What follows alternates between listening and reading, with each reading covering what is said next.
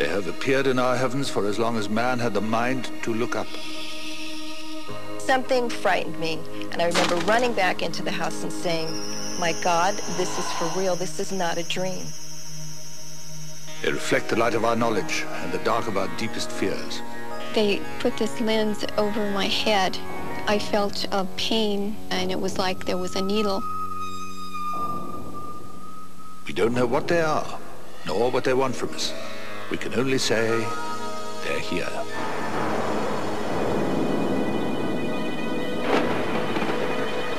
Beyond what is known lies an unexplored world of shadows and phantoms. A land that knows no limits of time or space.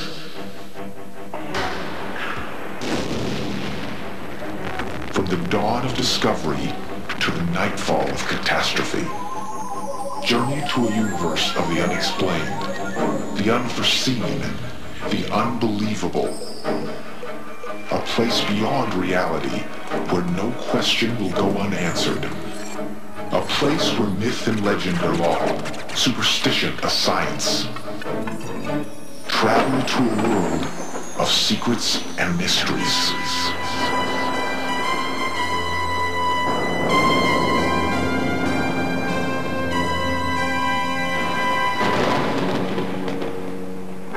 Time for our journey to begin. Some call them UFOs. Many disbelieve. Who are you? Why are you here?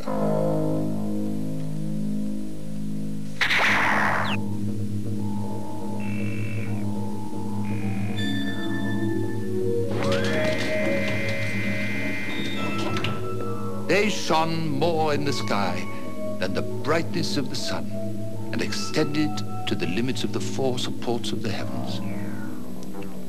3,400 years ago, that description of strange lights in the sky was recorded by Thutmose III, an Egyptian pharaoh.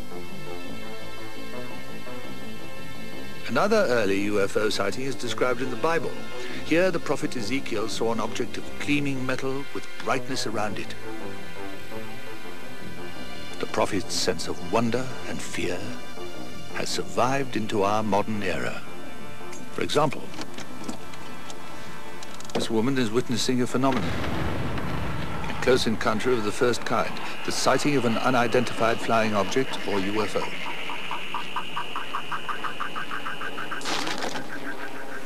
According to a recent poll taken in the United States, half of its population believed that the universe is inhabited by other intelligent life. The rest of the world cannot be far behind. Even more surprising, over 20 million Americans believe they've seen a UFO. 20 million people, just in the United States. When we think about UFOs, we remember the images presented in fiction. The reality, however, is somewhat different. One of the first modern UFO sightings occurred in the late 1890s. Airships were spotted hovering all over the United States, moving through the skies. Dirigibles had not yet been invented, and contemporary newspaper accounts of the time referred to mystic flying lights. What were they? Some say something out of this world. It's interesting to note that in 1896 and 1897 in this country, in the United States, when we had an airship flap, when there were no lighter-than-air craft, that people also misidentified Venus regularly as airships. In the 1930s, in magazines like these, the strange lights first took on an otherworldly identity. Until that time, the lights in the sky had never been associated with outer space, and after 1947, they would rarely be associated with anything else. It was on the afternoon of June 27th, 1947, that Kenneth Arnold, a pilot flying in upstate Washington, reported seeing a group of objects that flew, in his words, like saucers skipping over the water.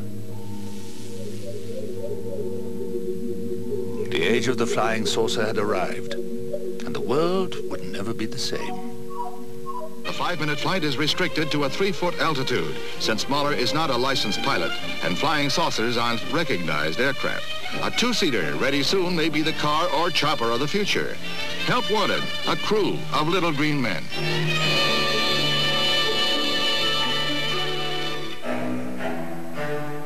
The 1950s witnessed a sharp increase in the number of sightings all around the world, and with it, more and more evidence that something unusual was happening in our skies.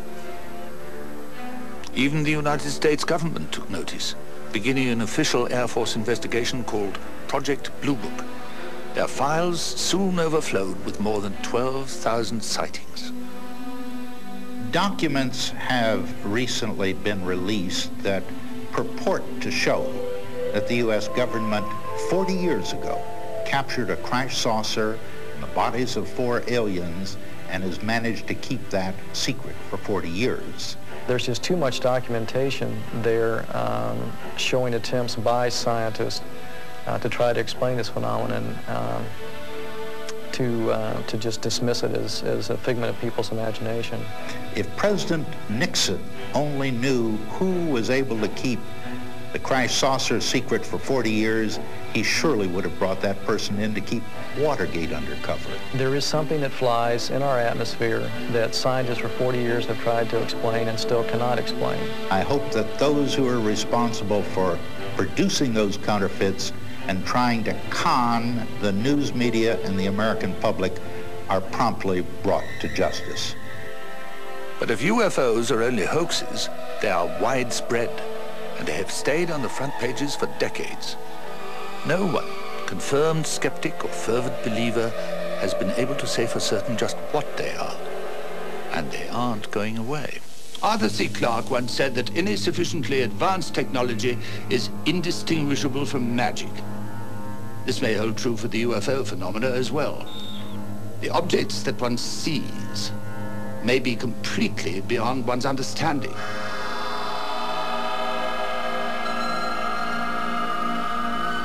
This is a close encounter of the second kind. Something is descending from the heavens into this woman's life. She has made contact.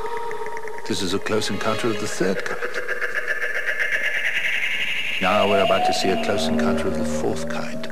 Physical contact with what? This contact will change this woman's life forever, as it has changed the lives of hundreds of other people around the world.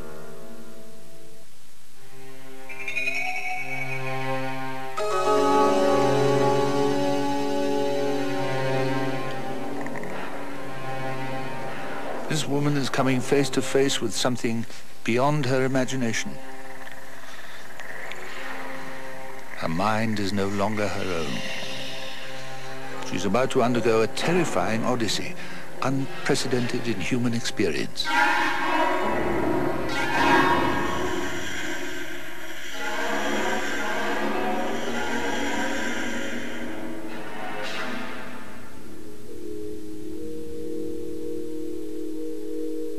There's something happening around the world.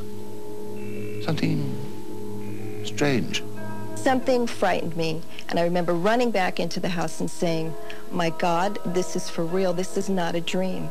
And it came towards the car that I was in very fast through the sky. 2 people came in, 2 aliens came inside the bedroom, and I was taken in aboard the ship. When I was brought into the craft, I was brought into a room that was pitch black. They put this lens over my head, and it was as though they were shooting lights, colored lights, into my head. These experiences are close encounters of the fourth kind, physical contact with the unknown, contact that has been documented by a man named Bud Hopkins. Like many people who study UFOs, Hopkins leads 2 lives.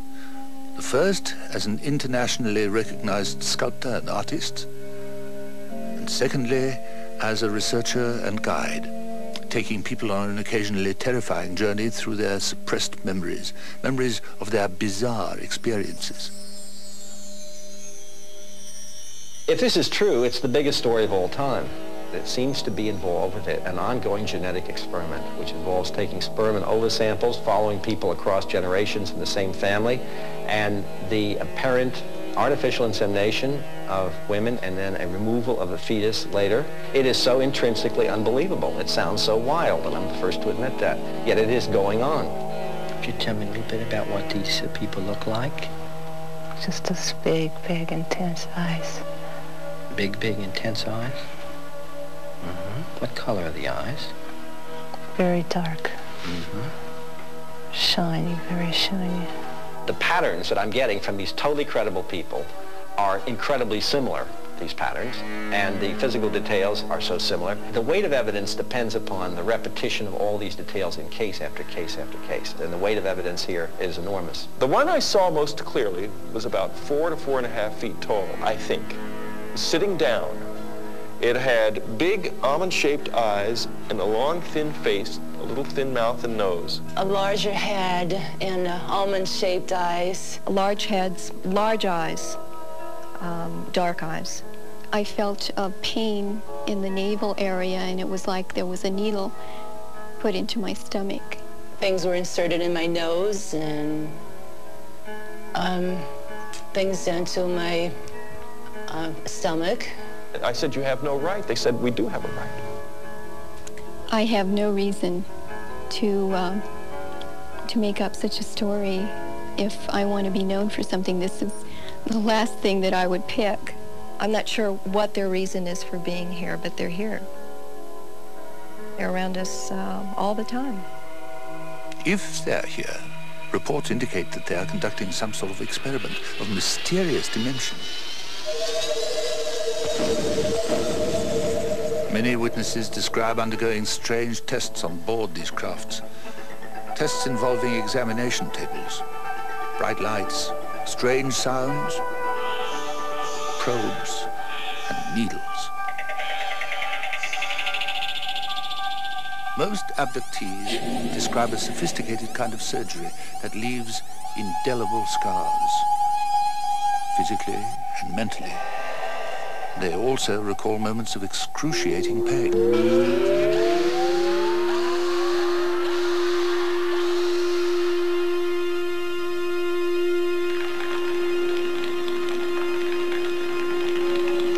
And when these strange tests have ended, the abductees are returned to their homes with no conscious memory of their ordeal.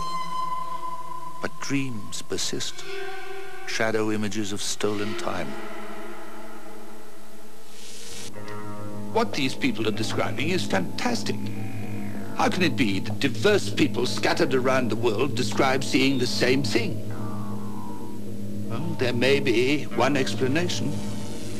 Well, I think there are a couple of reasons that people perhaps report similar things. One obvious one is that they have either heard or read or had some exposure to prior information somewhere along the line that they may not recall consciously getting early on.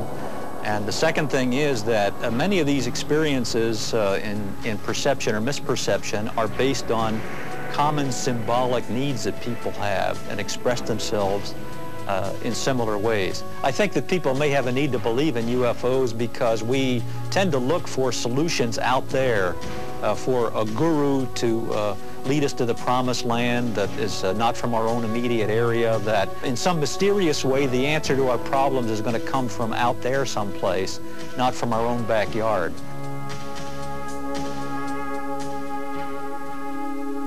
To this woman and many others, there's no question that UFOs exist. Still, many are not convinced. If UFOs have been sighted with such frequency, it's surprising the physical evidence is so inconclusive. It could be said that UFO witnesses are the worst group of photographers ever to hold a camera. But some say there is evidence that not only proves their existence, but explains precisely what they are. This film has been analyzed by experts. They cannot imagine how it could be faked. They may be right. This might be evidence that UFOs are a physical phenomenon. We must take a closer look.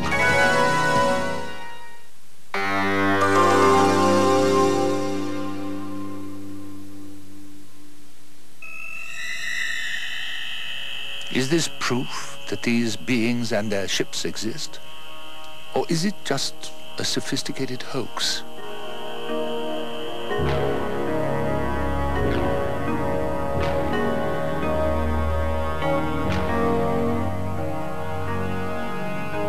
Edward Meyer is a Swiss caretaker with a 6th grade education and a fantastic story. He claims to have had numerous close encounters with creatures from another star system. And what is more, he claims to have the evidence to back these stories up. These pictures have been analyzed by experts. They have been unable to prove any fraud. Well, Meyer claims that in January of 1975, he was contacted telepathically and guided to come into an area of the forest that was outside his village. And there he met with entities from a star cluster called the Pleiades, which is about 500 light years from Earth. And since that time, Meyer claims that he's met over 100 times under similar circumstances with the Pleiadians, as he calls them.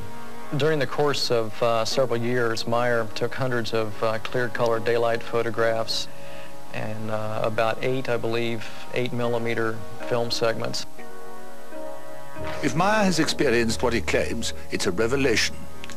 And if he has not, then his case serves as a warning to those who readily believe what the naked eye tells them. For those lights in the sky may have many explanations. All one needs is an open mind. We must consider every point of view. For example, Philip Klass, a self-proclaimed skeptic who has made a career out of exploding illusions and exposing fraud. In the 21 years that I have been investigating UFO cases, including some of the most famous, seemingly most mysterious UFO cases, I have found a few hoaxes. In my opinion, Billy Meyer is a not very clever hoaxer. And in fact, one of his movies that I have seen certainly involves using a small model suspended from a string, probably from a bamboo fishing pole. First of all, the UFO community does not, as a rule, subscribe to claims of contact, especially repeated contact, and Meyer claims to have had over 100 contacts. I would say that anyone who believes Billy Meyer's story probably also believes in Santa Claus and the Tooth Fairy.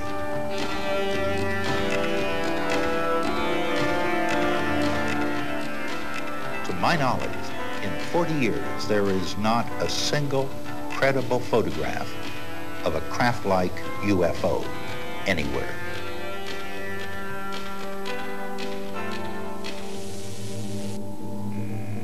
UFOs may not be from outer space. There are other, even stranger points of departure. We must journey to those places now.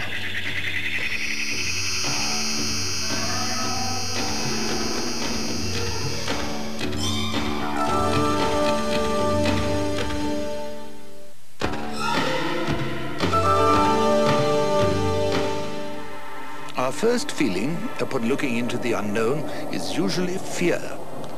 But fear could be replaced with wonder, for those bright lights might be a signpost, pointing us to something wonderful. If one really thinks hard about this most curious phenomenon, many possible explanations can be found. But perhaps the answer can never be understood until our minds are ready. Between fantasy and reality, there may be a middle ground. If these things are actually taking place, I think that the FBI, the Defense Department, the whole U.S. government should be mobilized. But it never occurred, apparently, to some of these authors to report it to the federal authorities. They just like to go out collecting these tales, writing books, and publishing. There's nothing I can say that will convince anybody in so many words. It's like trying to convince someone who's never heard of it that we actually walked on the moon. To me, this is about the life of the soul. It has become the most spiritually enriching and psychologically enlightening experience I can imagine having. Whatever its origin, it is frightening, overwhelming, and in the end, extraordinary and beautiful.